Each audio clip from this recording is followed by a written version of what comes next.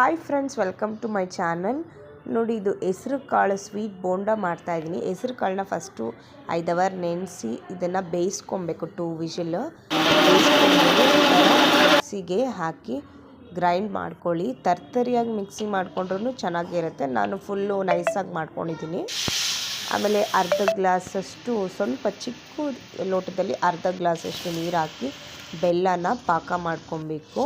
ಈ ಬೆಲ್ಲನ ಈ ರೀತಿ ಪಾಕ ಮಾಡ್ಕೊಂಡ್ಮೇಲೆ ನಾವೇನು ರುಬ್ಬಿದ್ದೀವೋ ಅದನ್ನು ಹಾಕಿ ಚೆನ್ನಾಗಿ ಕಲಿಸ್ಕೊಳ್ಳಿ. ಸ್ವಲ್ಪ ಏಲಕ್ಕಿ ಪೌಡರು ಹಾಕ್ಕೊಳ್ಳಿ.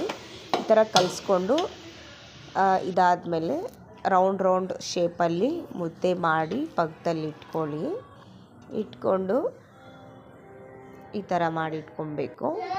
ಇಲ್ಲಿ ನೋಡಿ, ಮೈದಾ ಹಿಟ್ಟಲ್ಲಿ ಈ ಥರ ರೌಂಡ್ ಬಾಲ್ ಆಗಿ ಮಾಡಿ ಮೈದಾ ಹಿಟ್ಟಲ್ಲಿ ಹಚ್ಚಿ ಅದಕ್ಕೆ ಹಾಕಿದ್ರೆ ಈ ಥರ ಬರುತ್ತೆ. ತುಂಬ ಚೆನ್ನಾಗಿರುತ್ತೆ. ನೀವು ಟ್ರೈ ಮಾಡಿ.